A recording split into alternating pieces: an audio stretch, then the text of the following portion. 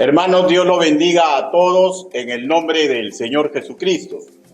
Estamos casi por terminar de analizar el capítulo 2 del libro de Apocalipsis y el título de la entrega del día de hoy es el siguiente: Tiatira, cuando baja la pesada mano de Dios. Tiatira, cuando baja la pesada mano de Dios. Recordemos algunas características de comportamiento de los de esta congregación del Asia Menor. Amaban con un amor sacrificado, eran leales al trabajo asignado, tenían paciencia ante los problemas que tenían que afrontar. O sea, en la práctica, las dificultades no los alejaban de la obra. No solamente esto, ayudaban a los hermanos en la fe como si estuvieran sirviendo al mismo Señor Jesús. Y todas estas cosas lo hacían cada día mejor, y lo hacían sin cesar. Y surge una lógica interrogante, ¿no? ¿Cómo fue posible que unos hermanos con esa estirpe tan maravillosa toleraran a una manzana repodrida como fue Jezabel? ¿Cuál habrá sido la razón? Sería que no sabían, pero esto ya quedaría como una sinrazón, pues el mismo Señor le comunicó al pastor por intermedio de lo que recopiló el apóstol Juan en el capítulo 2 de Apocalipsis. Ellos sí sabían, ¿no es cierto? Otra posible razón: por miedo, por ignorancia, al desconocer las enseñanzas epistolares, cómo enfrentar a los falsos maestros, por conveniencia. Algunas veces esto último está relacionado con el miedo, ¿no? Algo así: con él o con ella no me meto porque es vengativo, vengativa, o tiene muy mal humor, ¿no? ¿No es conveniencia esto? Un guerrero que no desea ser herido en un combate. Tantas y tantas interrogantes, ¿no? Y razonamientos que podrían surgir de lo que sucedió con ellos. Probablemente fue un cóctel de todo esto, ¿no? Probablemente. Bueno, la cuestión está en que esto no es el punto central de esta exposición, pues estaríamos escarbando donde no deberíamos. Pero de hecho, es muy probable que algo de esto sucedió en aquel entonces, que desencadenó la pesada mano de Dios sobre algunos de Tiatira.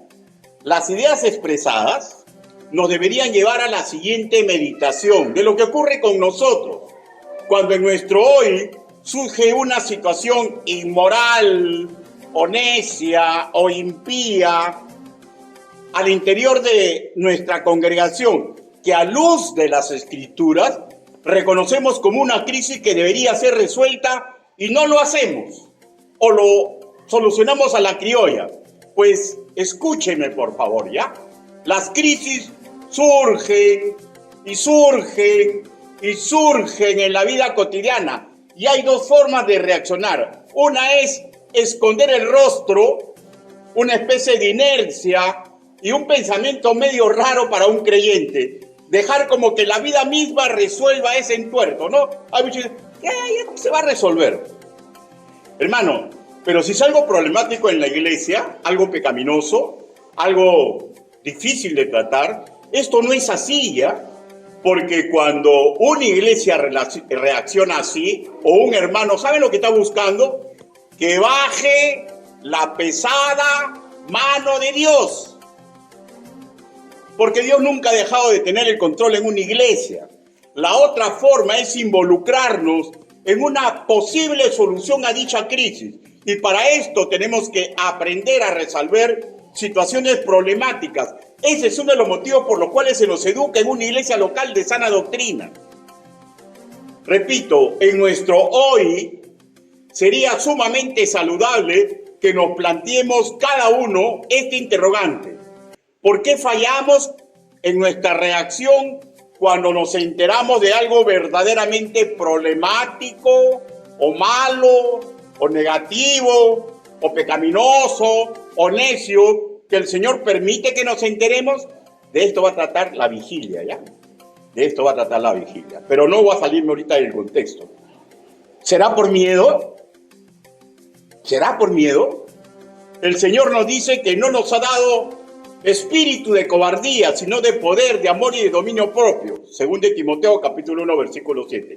Sabiendo esto, cuando nos enteramos de algo por enfrentar, deberíamos respirar hondo, profundo y hacer lo correcto que dicen las Escrituras.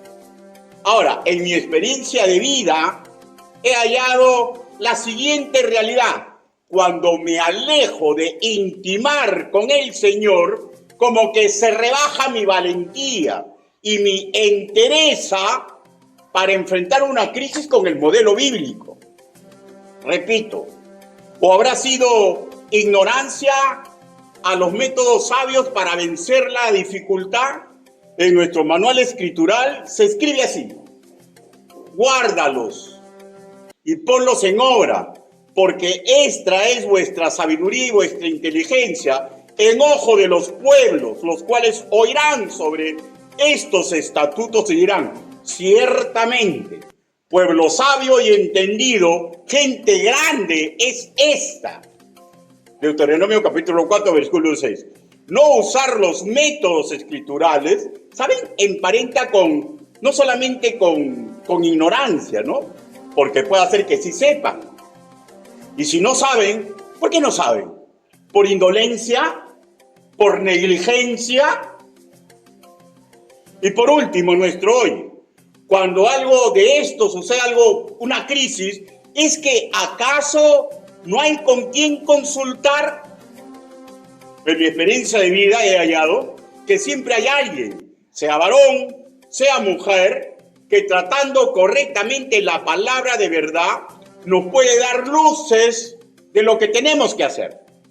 Sobre los congregantes en Tiatira, los que estuvieron implicados en la trama maligna y los que, sin estar implicados, se enteraron mediante el escrito de Juan de lo que estaba pasando, de lo que Dios dijo que haría, ¿ya? Y pese a ese fuerte llamado, no reaccionaron correctamente. ¿Saben lo que hicieron? Propiciaron que la pesada mano de justicia de Dios baje sobre ellos. Y eso fue una decisión personal. El Señor, haciendo uso de su soberanía, tomó el asunto personalmente sulbando. Y no olvidemos, ¿ya? Él hace como quiere. Y esta vez, por esa vez, decidió intervenir personalmente. Tratemos sobre este tema. Pero antes de entrar al cuerpo del mensaje, busque Apocalipsis capítulo 2. Apocalipsis capítulo 2, versículos del 21 al 25.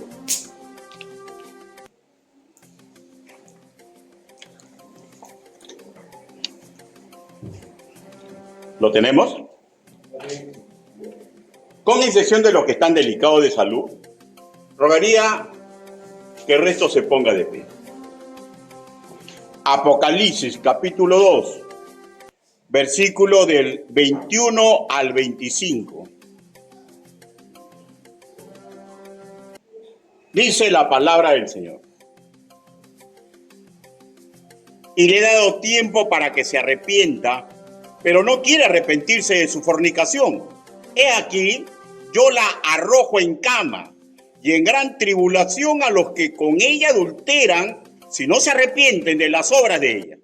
Y a sus hijos heriré de muerte.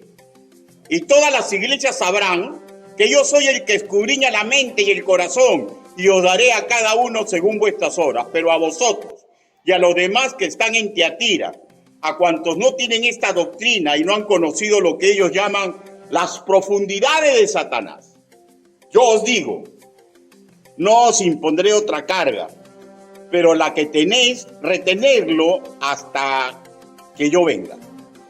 Palabra de Dios. Inclinen su rostro, permítame que los guíe en una oración congregacional.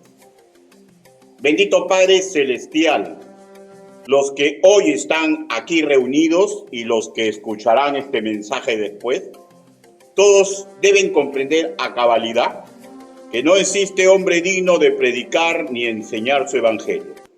Señor, pero si usted me ha dado la oportunidad, hable, Señor Yahvé. Utilice el trabajo que he preparado para usted, para su gloria y su honra, Señor, y permita que todos comprendamos a cabalidad, Señor, que no es sabio propiciar que baje su pesada mano de justicia. Ayúdenos, Padre, para hacer lo correcto cuando sea el momento correcto. Así le pedimos, así le suplicamos, en el nombre bendito, precioso y poderoso del Señor Jesucristo. Amén. Por favor, tomen asiento.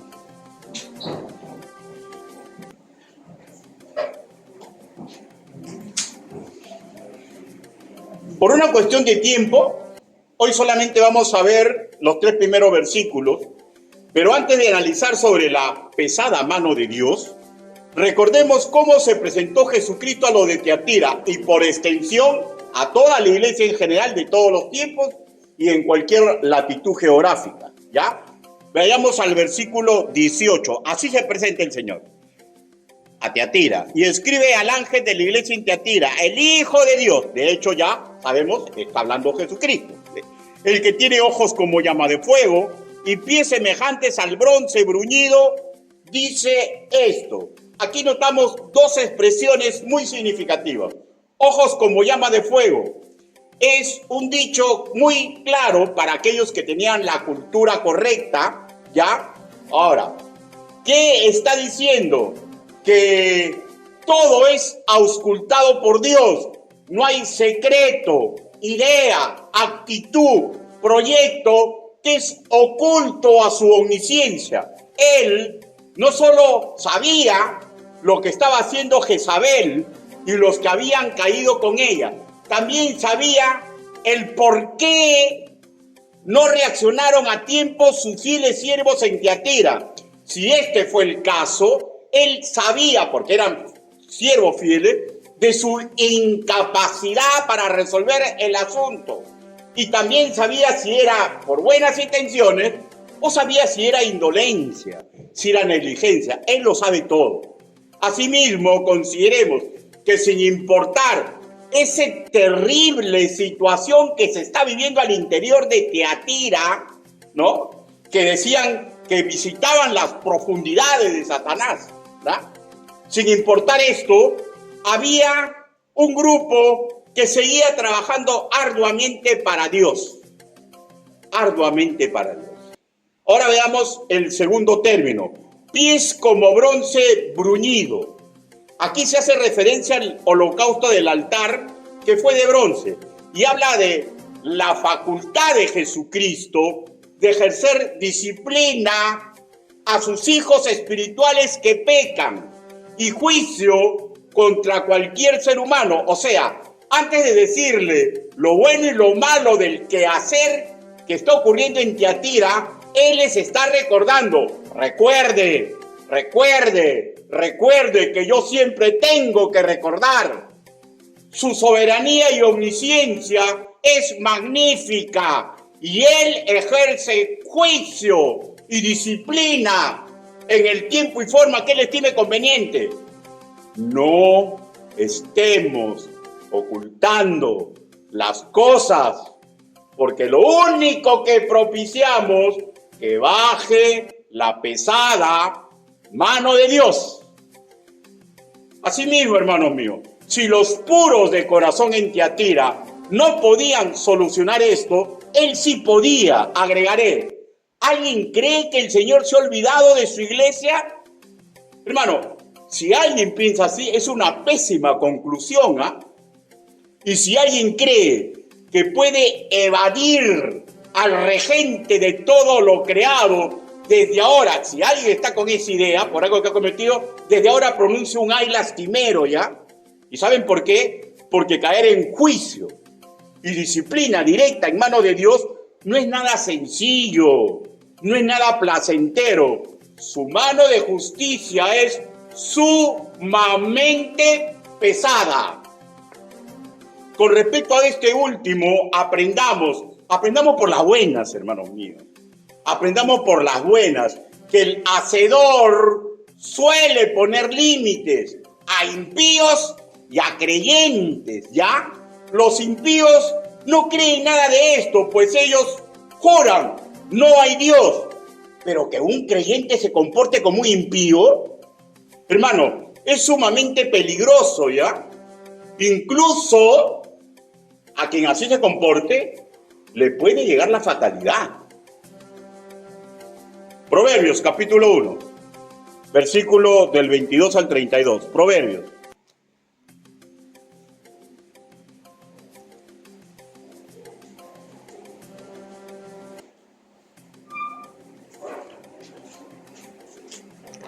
Proverbios, capítulo 21. No, perdóneme, capítulo 1. ¿Lo tenemos? Ya, versículo 22. Dice: ¿hasta cuándo, oh simples, amaréis la simpleza? De hecho, que está diciendo a personas que recién vienen a Cristo, ¿no? O sea, si hacemos un paragón con la actualidad, personas que recién vienen a Cristo, pero se conformaron con eso. Se conformaron con eso. Tengo la salvación segura y se conformaron. Son simples, siempre son puerta abierta. Cualquiera lo puede engañar porque rehúsan ser educados, ¿no? Y le dice, ¿no? El Señor, vuelvo a repetir, versículo 22. ¿Hasta cuándo, oh simples, amaréis la simpleza? Y aquí hay otro grupito, ¿no? Y a los burladores desearán el burlar, y los insensatos aborrecerán la ciencia. Volveos a mi reprensión. He aquí yo derramaré mi espíritu sobre vosotros, y os haré saber mis palabras, por cuanto llamé y no quisisteis oír. Extendí mi mano y no hubo quien atendiese. Y aquí cuando extendí mi mano no habla de su mano pesada, ¿ya? Sino de su mano misericordiosa. La invitación, arrepiéntanse, ¿no? Sino que desechasteis todo consejo mío y mi reprensión no quisisteis.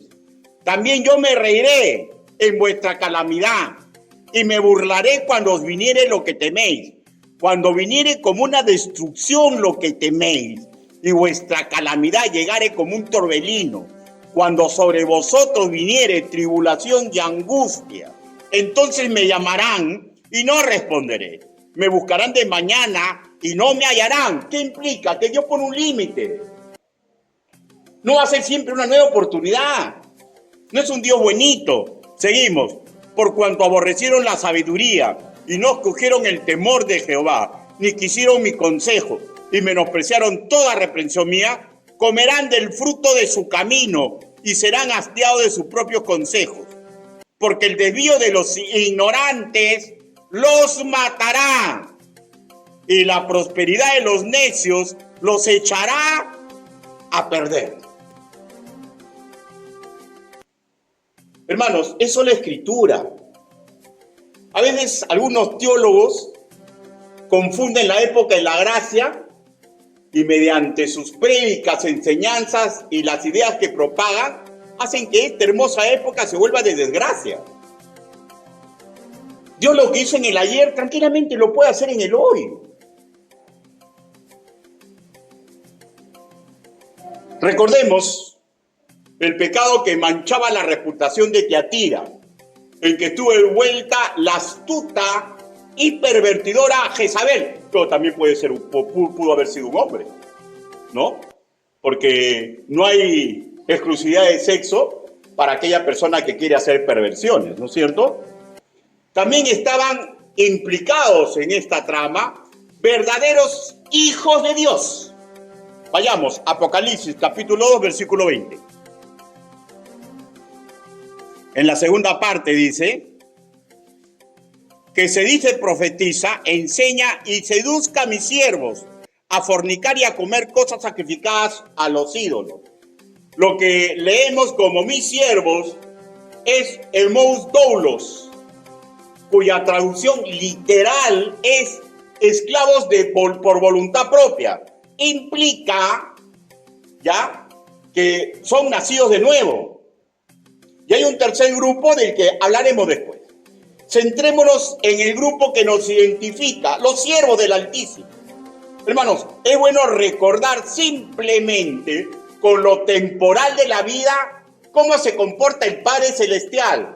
Un Padre ama, provee, llora por nosotros, sufre, se sacrifica, pero si este Padre está bien formado moralmente, no va a ser cómplice de nada malo que haga su hijo. Pregunto, ¿acaso Dios, un Padre perfecto, será nuestro cómplice? ¿Se hará el loco cuando sus hijos andan en caminos oscuros? Sabemos que no. Ahora, si es cierto que suele dar oportunidades, pero también, repito y grábeselo en su corazón, pone límites, disciplina a los suyos y genera juicio contra el que él crea conveniente. A nosotros nos disciplina, ¿ya? Pero al resto de la humanidad y a los ángeles caídos, hermanos, hay tremendo juicio. Pero por igual surgen algunas interrogantes lógicas, ¿no? Sobre lo que ocurrió en Tiatira. ¿Por qué no disciplinó y juzgó a estas personas antes que sean tan pervertidas por Jezabel? En la primera nomás, ¿por qué no la disciplinó? ¿Por qué dejó que se acomodasen a Jezabel? ¿Por qué dejó avanzar tanto todo este estado de cosas? Hermano, son raciocinios válidos, ¿no? Pero escúcheme y grábeselo, ¿ya? No como cuestionándolo. No solo por nuestra natural incompetencia para comprender en todo nivel lo que él hace. Porque no somos competentes para comprender muchas cosas, ¿no? Acuérdense lo que dice Isaías capítulo 55, versículo del 8 al 9, ¿no? Dice, porque mis pensamientos no son vuestros pensamientos, ni mis caminos sus caminos. No comprendemos todo, pero no solamente por esto, por la incompetencia, sino escuche y grábese si usted es creyente, porque somos sus siervos, pues.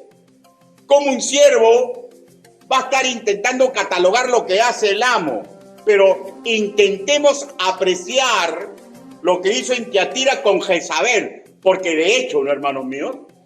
Si yo me entero que alguien está haciendo esas maldades, o sea, hierve la sangre, pues, ¿no? ¿Hierve la sangre o no hierve la sangre? ¿Qué sería capaz usted de hacer? ¿Qué sería yo capaz de hacer? No sé, hermanos míos. Pero el modus operandi de Dios tenemos que aprenderlo usando sus escrituras. Permítame que les lea, ¿ya? Romanos 9:22, escuchen, ¿ya? ¿Y qué si Dios, o sea, como quien dice, y a ti, perdóneme, no tome por marqueado, ¿y a ti qué te importa, mejor dicho? ¿Y qué si Dios, aunque dispuesto a demostrar su ira y hacer notorio su poder, soportó con mucha paciencia a los vasos de ira preparados para destrucción? Repito, no es saludable ni válido que el barro cuestione a quien moldea a diario el universo. Además está que es la misericordia de Dios que permite nuevas oportunidades en la humanidad, como fue con Jezabel y con los que la acompañaron en las perversidades. En su misericordia, pese a que está estipulado que la paga del pecado es muerte, Romanos capítulo 6, versículo 23, y en verdad, todos nosotros, como en aquel entonces, todos merecerían morir más de una vez en un solo día. Romanos capítulo 3, versículo 12, su misericordia es proverbial. Yo sé de su misericordia. ¿Usted no sabe de su misericordia? Yo estoy convencido que sí sabe. Que sí sabe. Pero escúcheme, ¿ya? Y voy a ser bien tajante. No abuse. No abusemos de su misericordia. Porque cuando Él deja de lado la misericordia, baja la pesada mano de Dios. Con respecto a nosotros los ya salvos, mediante su sacrificio vicario en la cruz, no nos ha robotizado. Él va a respetar nuestras decisiones, ¿ya? Pero en reciprocidad, tenemos que aprender a respetar las que Él tome cuando nosotros vivimos bajo acciones necias e impías. Hermanos, Él no va a obligar a nadie a amarlo y a venerarlo. Pero lo que sí, va a llegar el día que toda rodilla se doble ante su persona. Romanos capítulo 14, versículo 11, Filipenses capítulo 2, versículo del 10 al 11. Pero no va a llegar el día en que todos lo amen, ¿ya? Porque amar y respetar, escúcheme, amar y respetar es una decisión de un ser pensante. Pero eso sí, va a llegar el día que muchos sufran por haberle negado su corazón. Y justamente nuestro trabajo es doblegarnos, intentar caminar sanamente en virtud para golpear los corazones que nos rodean y vean lo conveniente que es rendirse ante Él y lo que Cristo puede hacer con ellos. Mi hermano, es un trabajo santo, pío, urgente. ¿Y saben por qué? Porque su chocherita del barrio, la persona que usted estima mucho, va camino al infierno. ¿Y saben por qué Dios lo ha alcanzado a usted y a mí? Para que ellos puedan ver en nosotros, ¿ya?, la luz del Evangelio. La luz del Evangelio. En aquel entonces fallaron mucho, ¿no? Algunos. Y en todo sitio hay mucho que fallamos. Hay mucho que fallamos. Y qué bien que esté la misericordia de Dios, ¿no? Pero yo le hago una pregunta. ¿Cuántas veces Dios va a tener misericordia de usted? ¿Las mismas veces que conmigo? ¿De repente más? ¿De repente menos? Hermano, no sabemos, ¿ya? Porque nadie ha estado en el consejo de Dios. Nadie ha estado en el consejo de Dios. Cada uno de nosotros debe intentar ser un faro de esperanza. Mateo capítulo 5, versículo 14. Pero sabemos por ciencia que pesada es su mano, ¿ya?, cuando decide intervenir en los asuntos de la sociedad. ¡Ay de su ira santa! Salmos capítulo 78, versículo 21. Vayamos a Apocalipsis para ver algo de su ira, de su pesada mano. Apocalipsis capítulo 2, versículo 21. Miren lo que dice. Y le he dado tiempo para que se arrepienta. Está hablando de Jezabel. Le he dado tiempo para que se arrepienta, pero no quiere arrepentirse de su fornicación. O sea, se está dirigiendo a Jezabel, pues no, la infiltrada entre sus hijos. Y le está dando oportunidad de cambiar. Le está diciendo, arrepiéntete.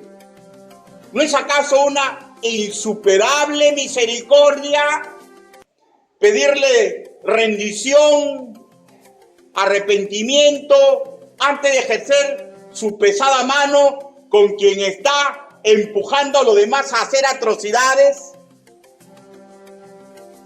Algunos de nosotros, hermanos míos, hemos gozado de alguna forma su pesada mano por experiencia, ¿ya?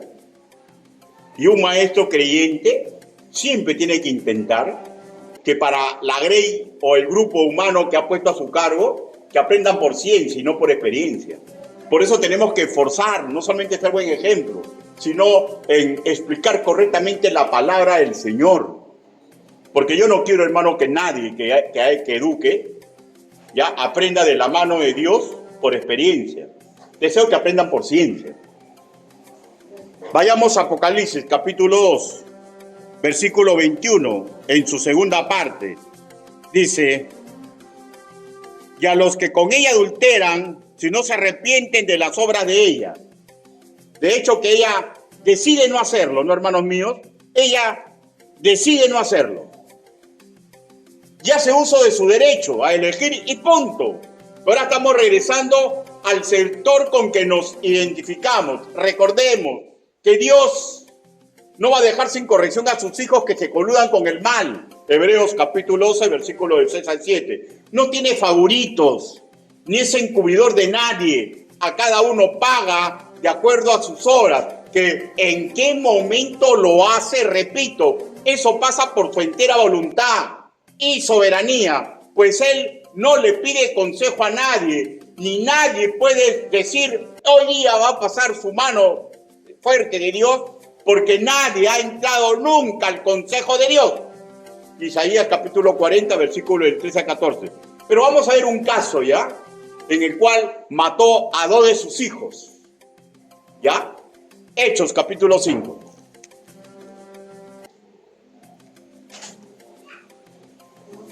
Hechos capítulo 5, versículo del 1 al 5. Dice: pero cierto hombre llamado Ananías, con Zafira su mujer, vendió una heredad y sustrajo del precio, sabiéndolo también su mujer, y trajeron solo una parte, la puso a los pies de los apóstoles. Y Pedro dijo: Ananías, ¿por qué llenó Satanás tu corazón para que mintieses al Espíritu Santo y sustrajeses el precio de la heredad?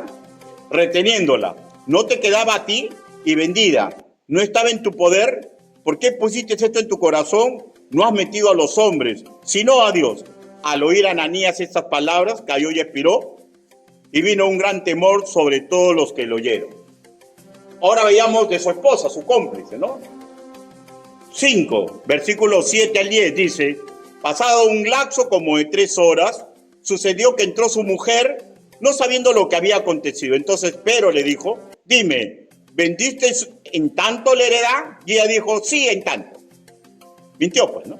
Y Pedro le dijo: ¿por qué conveniste en tentar al Espíritu del Señor? He aquí, a la puerta, a los pies de los que han sepultado a tu marido, y te sacarán a ti, y te sacarán a ti. Y al instante ella cayó a los pies de él y expiró. Cuando entraron los jóvenes, la hallaron muerta y la sacaron y la sepultaron junto a su marido. En el contexto hacia atrás, se ubica que ella había creído en Dios. Hechos, capítulo 4, versículo 32. O sea, todos eran un grupo de creyentes. Pero sabemos que hay creyentes y creyentes, ¿no, hermanos míos? 4, versículo 32. Dice: y la multitud de los que habían creído eran de un corazón y un alma, y ninguno decía ser suyo propio nada de lo que poseían, sino que tenían las cosas en común. Ahora, ellos eran creyentes,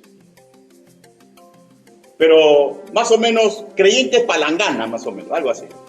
Querían aparentar lo que no tenían, pues, y cometieron un craso error, ¿no? ¿Y por qué? Hechos capítulo 5, versículo 3. Y dijo Pedro a Ananías: ¿por qué llenó Satanás tu corazón para que mintieses? Fueron engañados, fueron seducidos por Satanás.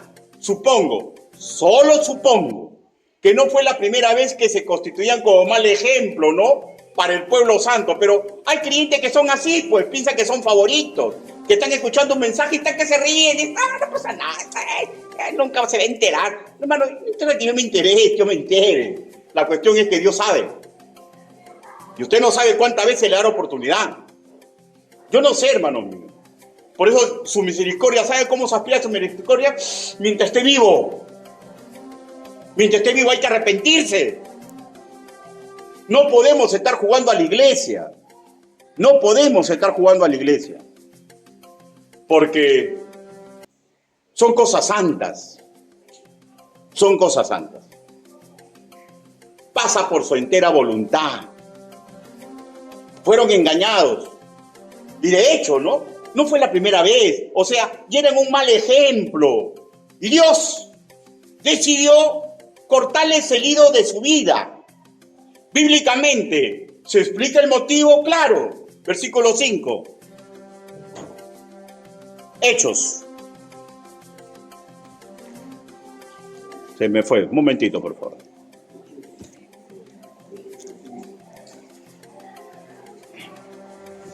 ¿Lo tienen? Un momentito, ¿ya? Hechos, capítulo 5.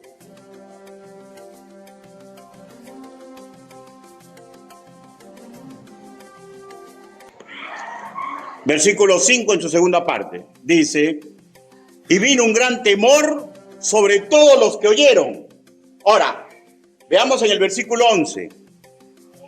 Ahora, cuando muere la mujer. Y vino gran temor sobre toda la iglesia y sobre todos los que oyeron estas cosas. ¿Qué originó? Que la iglesia de aquel entonces se llenó de temor y pavor, por lo que sabían que era capaz de hacer el Padre Celestial. Ojo, pero no solamente ellos, dice que todo el pueblo comenzaron a darse cuenta que ahí había poder. ¿Ya? Usted puede estar preguntándose, ¿no? Pero ¿cómo un padre perfecto mataría a su hijo? Hermano, es que si alguien todavía pregunta eso sobre Dios, es que está en la leche, pues, ¿no? O sea, no ha comprendido quién es Él. Él es el dueño de la vida. Y es un hecho, escúcheme ya, que para nosotros los nacidos de nuevo es más maravilloso el día de la muerte que el día del nacimiento. ¿Ya? ¿Y por qué lo sabemos? Porque Pablo escribió así: porque para mí el vivir es Cristo y el morir es ganancia. Pero todavía puede ser y que haya una escapatoria, ¿no? Que eso no diga la palabra del Señor, porque todavía parece que no es muy clara, ¿no? Pero la misma Biblia se explica. Eclesiastés capítulo 7. Eclesiastés.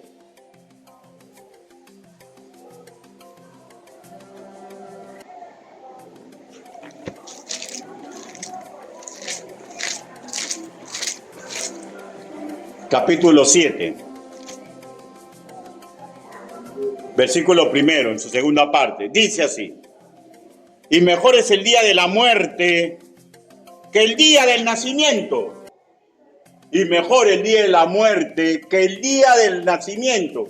Por favor, escúcheme. La muerte física no es una maldición para el creyente. Es el paso más magnífico para el previo encuentro con mi Padre Celestial. ¿Ya? Y si Él comprende y Él sabe que yo, R con R guitarra, R con R cajón, voy a creer que sí, voy a seguir engañando y voy a hacer un mal testimonio, hermano, Él puede decir cortar el hilo de la vida. Él puede decidir eso. ¿Y saben por qué? Porque para los creyentes la muerte no es pérdida, es ganancia. Y Él decide. Ahora, vayámonos al otro lado, porque a veces las personas piensan con mente humana. Una enfermedad larga y dolorosa para un incrédulo, escúcheme ya, una enfermedad larga y dolorosa para un incrédulo que ha sido predicado, tampoco es una maldición en sí. ¿Saben por qué? Porque mientras que tenga vida, va a tener la oportunidad de mirar arriba, dejar de luchar y rendir su mente y su corazón a su Creador. ¿Ya? Apocalipsis, capítulo 2, versículo 22. Apocalipsis.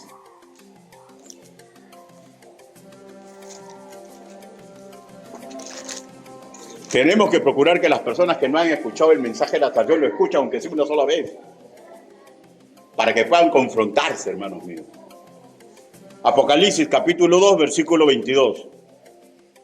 Dice: he aquí, yo la arrojo en cama y en gran tribulación. Y en gran tribulación, ¿no? Y a los que con ella adulteran, si no se arrepienten de las obras de ella. Bueno, pues, cuando leemos en nuestra Reina Valera que la arrojó a una cama, ¿ya? En el griego koiné el término es kline, que sugiere un lecho de enfermo, un castigo justo, apropiado, terrible, donde sume dolor, desesperación, sufrimiento, pero a su vez tiempo para pensar en lo que ha observado, lo que ha oído y ha vivido entre píos hijos del Altísimo. Y de hecho recordar el llamado arrepentimiento que en varias oportunidades ha escuchado y ha comprendido. Una enfermedad larga y dolorosa para un incrédulo que ha sido predicado no es un castigo, es una oportunidad. Pero muchos no se quieren arrepentir. Entran y entran al hospital y salen y siguen con las mismas hasta que Dios dice, corten el hilo de su vida. Y ahí le dirán, necio, hoy he decidido que vengas conmigo. Y lo más triste, que ese es un necio creyente, porque es el descanso para él. Pero si no ha recibido a Cristo, hermano, es terrible lo que le va a suceder. Es terrible lo que le va a suceder. Repito, la misericordia de Dios siempre va de la mano de su sabiduría que a veces no comprendemos.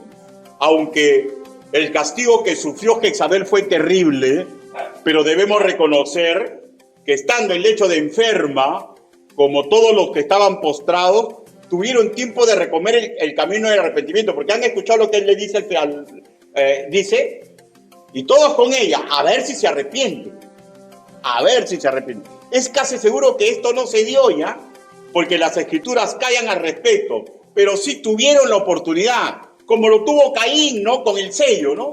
O sea, muchos dicen, ¡ay, tremendo castigo! No, hermano, fue castigo y misericordia, porque mediante ese sello nadie lo podía matar. Y él tuvo todo el tiempo del mundo para arrepentirse, pero no se arrepintió, hermanos míos. Ese sello le cuidaba su vida física. Génesis capítulo 4, versículo 15. Pero hasta su último suspiro de Caín fue hijo de perdición. Nunca se arrepintió, por lo contrario. ¿Saben lo que hizo Caín? Orientó a todo su prole a rebelarse contra Dios.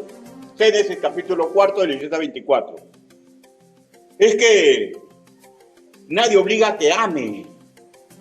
Nadie obliga a que alguien se arrepiente. Es una decisión personal. Además, el nombre de Jezabel que se usa en Apocalipsis sugiere no solamente una forma parecida de actuar de la esposa del rey Acab, sino también el mismo destino final. Y ella es de la mujer del rey está en 2 Reyes capítulo 9, versículo del 30 al 37. Terminó por la pata de los caballos. Una mujer mala. Salió al balcón y sus siervos la tiraron. La tiraron. Y cayó en la pata de los caballos y la destrozaron. Y después cuando la fueron a buscar, no encontraron ni la calavera. Porque los caballos seguían pasando y pasando. Y fue una tremenda muerte. Terminó, como dice, ¿no? Por las patas de los caballos. Ahora ya comprende el dicho, terminar por la pata de los caballos. Un golpe de una patada de un caballo, ¿saben lo que significa? Ahora se imaginan que pase todo un tropel de caballos y lo chanquen, no va a encontrar nada de nadie, hermano. Ambas damas se pervirtieron, atacaron a la congregación de Dios. Sin embargo, ambas tuvieron muchas oportunidades para abandonar sus creencias, sus prácticas y someterse al Dios vivo. Ambas rehuyeron el camino santo y agradable a Dios. Ambas tuvieron la paga que les correspondió bajo la pesada mano de Dios. Tanto Jezabel, consumada hereje, como los nacidos de nuevo de Tiatira, que sabían claramente lo que estaban haciendo. ¿Y saben por qué? Porque ellos a sus actividades, y Jesús le dijo, la denominaban las profundidades de Satanás. ¿Ya? Sí sabían lo que hacían. Y tal como advirtió el apóstol Pedro, un hereje consumado va a intentar llevar a otros a la perdición. Esa es su naturaleza malévola.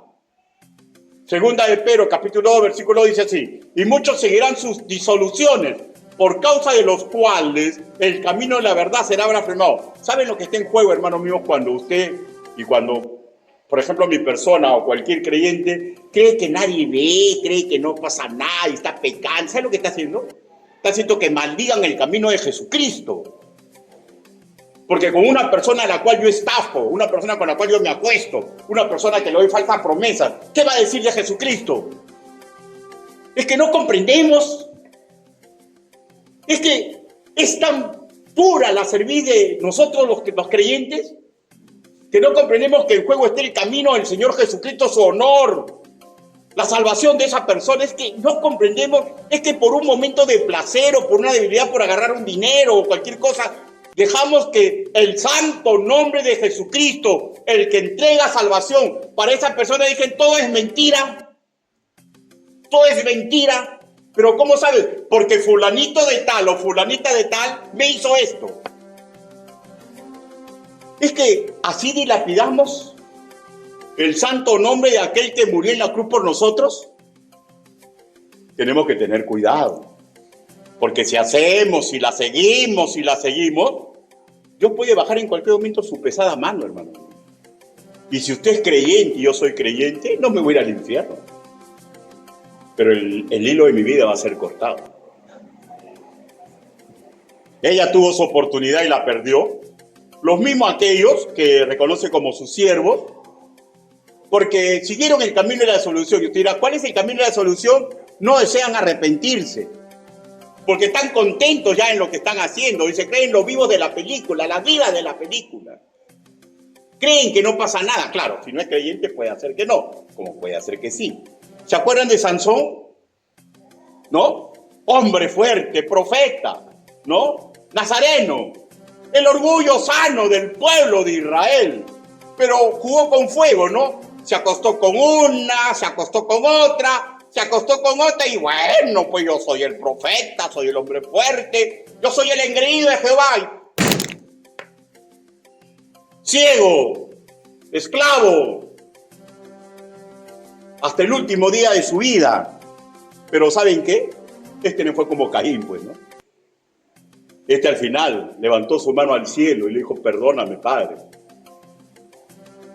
Y Dios le regresó su fuerza. ¿Y qué fue lo último que hizo? Muera Sansón, pero mueran los filisteos con él. ¿Ah? ¿Es que vamos a esperar el último momento de nuestra vida de arrepentirnos? ¿Es que así debe ser un creyente de una sana iglesia? No, hermano mío. No debe ser así. No debe ser así.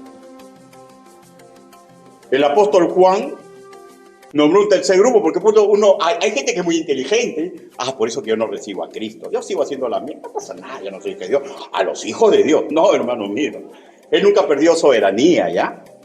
Hay un tercer grupo que él nombra, ¿no es cierto? Vayamos a versículo 23. Dice, y a sus hijos, o sea, a los hijos de Jezabel, heriré de muerte.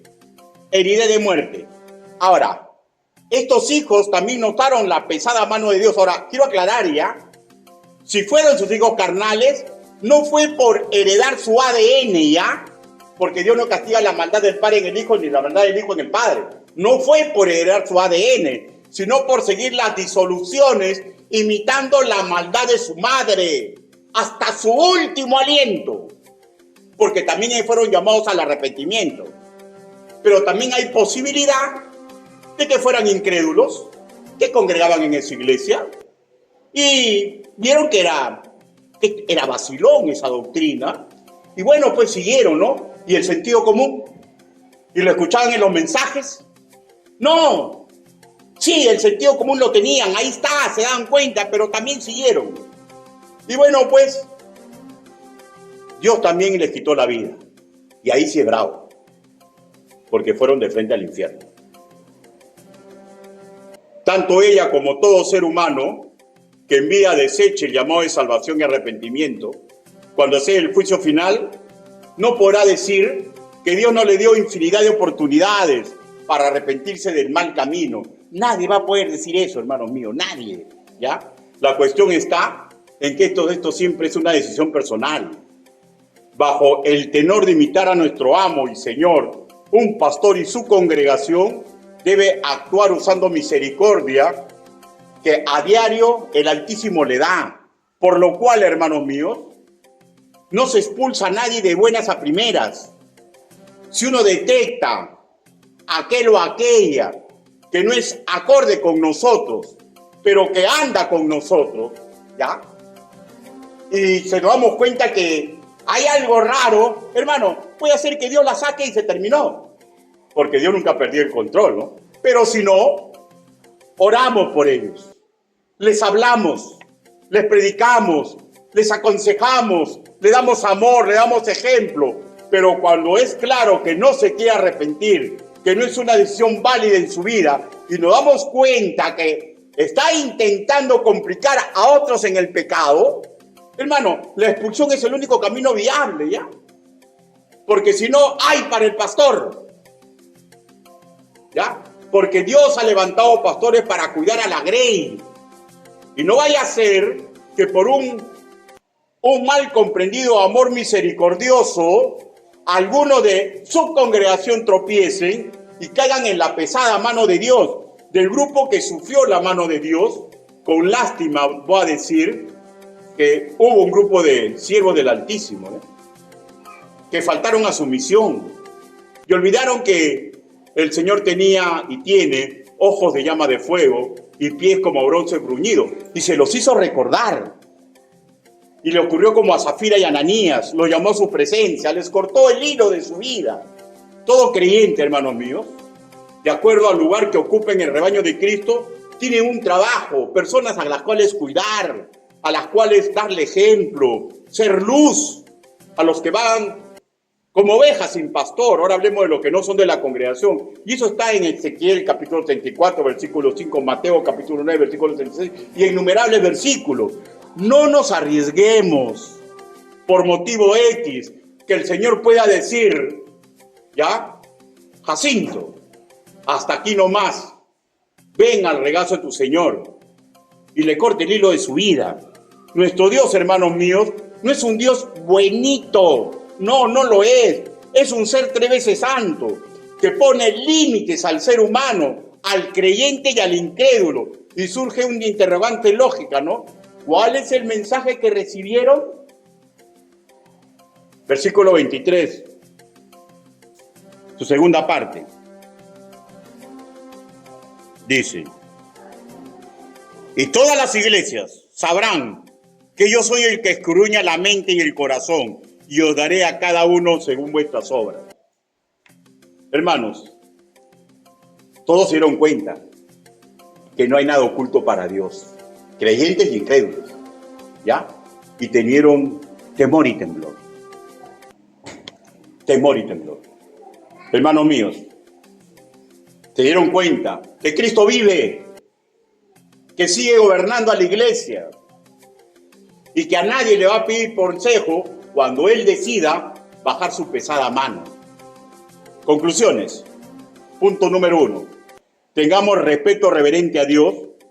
Recordemos lo que enseña Malaquías, que nuestro amo y Señor no cambia. Él lo que hizo en el pasado lo puede hacer en el hoy, todo de acuerdo a su voluntad. No solo la forma sobrenatural y dolorosa con que castigó a Jezabel y a sus seguidores, sino también la misericordiosa, ¿ya?, actitud que tuvo con los que eran ignorantes o no supieron qué hacer. Y eso lo veremos la próxima semana. Segundo, tengamos presente que no servimos a un Dios buenito, sino a uno perfecto en todos sus caminos, que como da, puede quitar. Hermanos, no juguemos con fuego, porque podemos terminar chamuscados. La mariposa puede ser hermosísima, hermano, hermosa. ¿Pues se han dado cuenta la mariposa cómo se atrae por la luz de la vela? Y da vueltas. Los que no han tenido luz, los que han sufrido terrorismo, los que han tenido pobreza en su pasado, por ejemplo, como de repente mi persona, que estudiábamos con velas, ¿no? Y yo veía mariposas que comenzaban a darle vuelta y vuelta y vuelta a la vela y se acercaban más y más hasta que las hermosas alas. Tengamos cuidado. No nos acerquemos indolentemente al pecado. No pensemos que Dios es buenito. Podemos terminar con nuestra hermosa vida quemada. Tercero, tengamos presente, ¿ya? No solo es manifestar virtudes cristianas. Tenemos que cada día hacernos más y más fuertes. ¿Cómo? Su intimidad es nuestra herramienta. Porque si vivimos a sus pies, vamos a ser tan fuertes como los de Esmirna, ¿no? Que nada los neutralizaba, que les quitaron su fortuna, los metieron a la cárcel, los mataban, y ellos decían, ¡Cristo vive! Y fueron capaces con valentía de afrontar todo. ¿Por qué? Porque no rehuían su intimidad. Y tengamos también presente, para terminar, amemos ser cultos, ¿no? en doctrina como los de Efeso, ¿no? Porque los de Efeso, cuando se dieron cuenta del ataque maligno, automáticamente usaron la palabra de verdad y lo desecharon. Inclinen su rostro. Vamos ahora. Bendito Padre Celestial, Señor, cuando revisamos las Escrituras, Señor, muchas veces vemos su inmensa misericordia, su inmenso amor misericordioso, bondadoso, Señor. Y qué lindo que usted sea así.